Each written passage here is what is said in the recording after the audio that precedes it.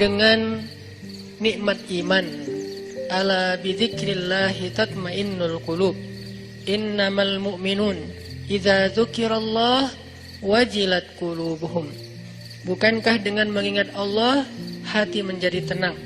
Dan orang yang beriman apabila diingatkan dengan nama Allah, disebut nama Allah, maka hatinya akan bergetar.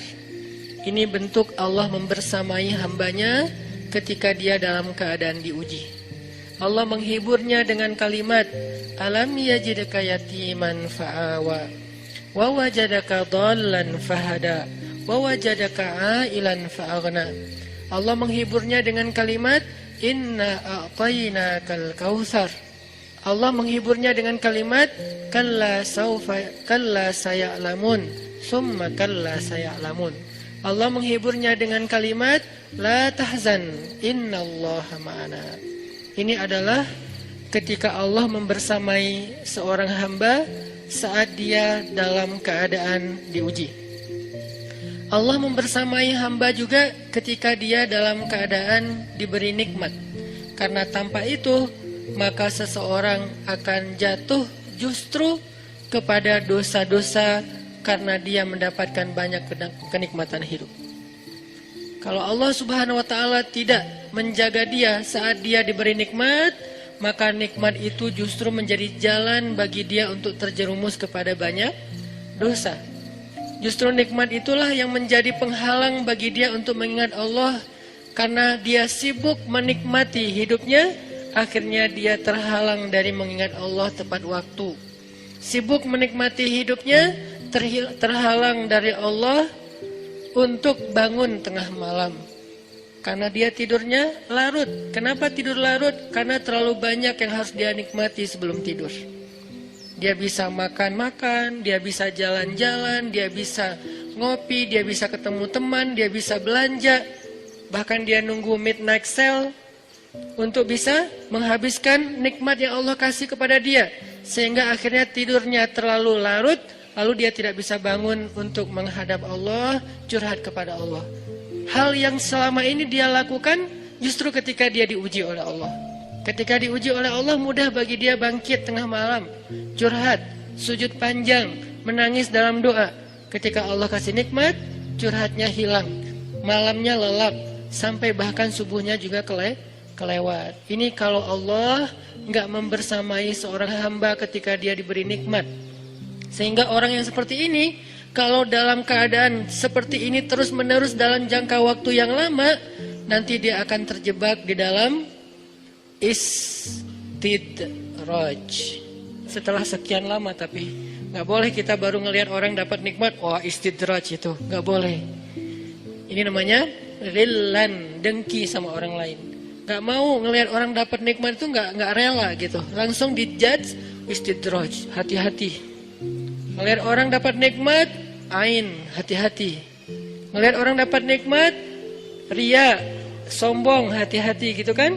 Ini gampang menjudge. Istidraj itu setelah sekian lama. Karena Allah nggak langsung mengistidraj hambanya, hanya ketika sekali dia terjatuh.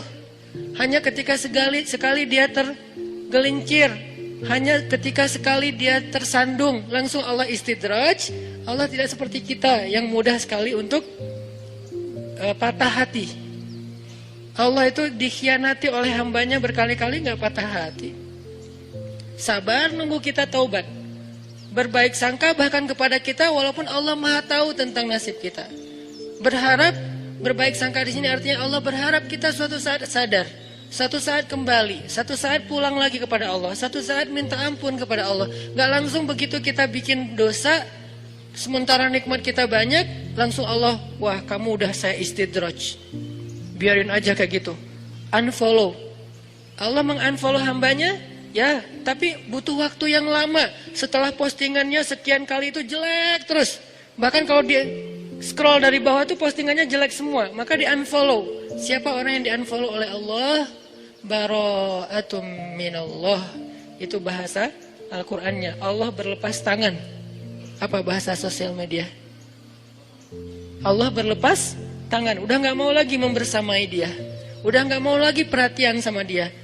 Udah memutuskan dia, ini diputusin sama Allah, ini seburuk-buruk musibah, tapi kan enggak ujuk-ujuk ya. Baru sekali kesandung, udah males unfollow aja. Itu mah kita. Kalau Allah enggak kayak gitu. Kalau Allah walaupun kita udah tersandung, berapa tahun kita tersandung? Bukan tersandung lagi, pergi meninggalkan Allah. Bertahun-tahun kan? Kita enggak sholat berapa tahun? Kita enggak puasa berapa Ramadan? Kita nggak zakat berapa kali dikasih rezeki, berapa kali masuk nisab dan haul. Kita mengabaikan azan berapa kali dengar dalam sehari. Apakah langsung Allah istidraj? Enggak. Tapi kalau kita terus-terusan kayak gini, satu saat Allah biarkan kita istidraj. Sanastadrijuhum min haitsu la ya'lamun. Akan kami istidraj mereka dari jalan yang mereka nggak pernah duga. Maksudnya mereka pikir hidup mereka baik-baik saja. Mereka pikir mereka tidak akan celaka lagi. Mereka pikir mereka tidak akan bisa binasa lagi. Itu disebut di dalam surat Al-Mulk, disebut di dalam surat Al-Kahfi, cerita tentang orang-orang yang kufur sekian lama sampai dia berkeyakinan saya nggak mungkin rugi. Saya nggak mungkin celaka. Dari jalan mana saya akan celaka? Sementara saya punya segalanya. Dalam kondisi kayak gini lah orang sanastadrijuhum min haitsu la ya'lamun. Akan kami istidraj, akan kami giring mereka dari jalan yang mereka nggak pernah duga kepada apa digiring. Bukan kepada kesesatan. Allah tidak menyesatkan hambanya. Kalimat Allah menyesatkan di sini artinya Allah membiarkan sesat. Kalau kita menerjemahkannya, Allah memberi petunjuk dan menyesatkan, kok Allah jahat banget ya? Pilih-pilih hambanya, yang ini dikasih petunjuk, yang ini dibiarkan disesatkan. Enggak, arti Allah menyesatkan bukan Allah memberi dia kesesatan. Allah tidak menyesatkan hambanya, Allah Maha Rahim, Maha Rahman. Terus arti menyesatkan di sini adalah orang yang memilih jalan kesesatan, Allah biarkan. Padahal dia sudah diberi petunjuk lewat banyak para nabi, para penasehat, para ya bolehlah disebut motivator atau apapun gitu kan. Tapi dia nggak mau dapat nasihat. Akhirnya Allah biarkanlah tersesat. Kan udah dikasih kesempatan. Ini artinya sanastadrijuhum min haitsu la ya'lamun. Artinya orang itu akan Allah giring kepada kerugian. Kalau bahasa surat Al-Baqarah, ulaikal ladzina ishtarawud dhalalata bil huda fama rabihat tijaratuhum. Tijarah mereka, dagangnya mereka, hitung-hitungannya mereka, transaksinya mereka itu fama rabihat, enggak ada rabahnya, tidak ada untungnya. Jadi mudah-mudahan Allah jaga hati kita, baik ketika kita diuji, bahkan ketika kita diberi nikmat, supaya dalam dua keadaan ini kita tetap menjadi mukmin yang ajaban, yang ideal, yang baik, yang insya Allah Allah suka sama kita. Kalau diuji sabara fakana khairallah, kalau diberi nikmat syakara fakana khairallah. Kalau dia diuji dia bersabar dan itu kebaikan untuk dia. Ternyata diuji ujung-ujungnya baik. Lewat apa ujian menjadi kebaikan? Lewat sabar. Bukankah Allah bilang wabasyiris sabirin? Sampaikan berita gembira kepada orang yang sabar. Ada banyak kebaikan yang Allah sediakan untuk orang yang sabar kalau dia sabar. Dan kalau diberi nikmat syakara. Kalau diberi nikmat dia bersyukur. Fakana khairallah. Kenapa nikmat kok menjadi kebaikan? Karena maksud nikmat dan kebaikan kan nikmat itu udah kebaikan. Kenapa ditambah kebaikan? Maksudnya dengan dia bersyukur Allah tambahkan kebaikan itu. La in syakartum la azidannakum. Jadi orang beriman itu kayaknya hidupnya tuh harusnya sih nggak ada bete-nya. Hidupnya tuh nggak ada istilah, aduh hari ini gue kayak rugi banget nih. Nggak ada orang yang beriman rugi. Mau dia dalam keadaan, kan hidup kita tuh di antara dua itu kan. Kalau cuman varian ujian itu aja macam-macam. Varian ujian itu misalnya kalau di surat Al-Baqarah Allah menyebutkan 3 varian ujian kan. Ba'sa, dharra, zulzilu. Ujian fisik, ujian harta, harta ini termasuk karir, kerjaan, usaha, bisnis. Dan ujian zulzilu, ujian perasaan, termasuk diputusin, atau orang yang dekat sama kita jadian sama yang lain, atau mungkin di unfollow oleh ya gitu deh.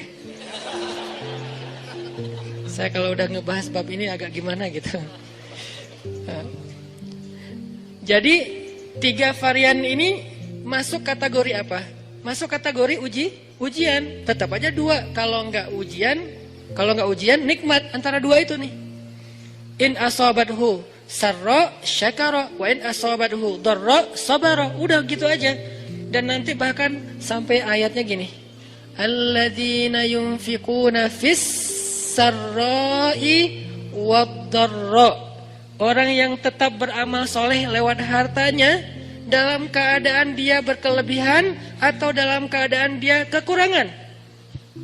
Itu mukmin, keren banget gitu. Dia tuh nggak pernah kehilangan kesempatan berbuat baik. Baik berbuat baik. Gimana nih? Baik beramal soleh ketika dia dalam keadaan dikasih nikmat, maupun beramal soleh ketika dia dikasih ujian, tetap aja beramal soleh. Contoh yang ayat tadi, yunfikuna fis sarra, berinfak dalam keadaan sarra, dalam keadaan bahagia, senang, lagi dapat untung gitu kan. Ataupun yunfikuna fid darra, tetap berinfak walaupun dia dalam keadaan darra, dalam keadaan susah, dalam keadaan dor itu kan bahaya. Ini kalau saya infak nih bahaya nih buat saya nih. Kalau saya kasih nih saya kayak nggak ada tabungan buat mahar nih. Kalau saya kasih ke dia, terus saya gimana? Gitu kan? Ini dor banget nih, bahaya banget nih. Tapi dia tetap berinfak. Siapa yang mencontohkan hal seperti itu? Selain pastinya Rasulullah udah nggak diragukan lagi. Yang jadi kayak simbol berinfak walaupun dia butuh. Orang-orang Ansor, yu'thiruna ala anfusihim walau kana bihim khasasah. Mereka mendahulukan orang muhajirin atas dirinya sendiri, walaupun sebetulnya dia juga butuh kepada kebaikan itu. Tapi dikasih buat muhajirin. Ini namanya yunfikuna fid darra, bukan fis sarra.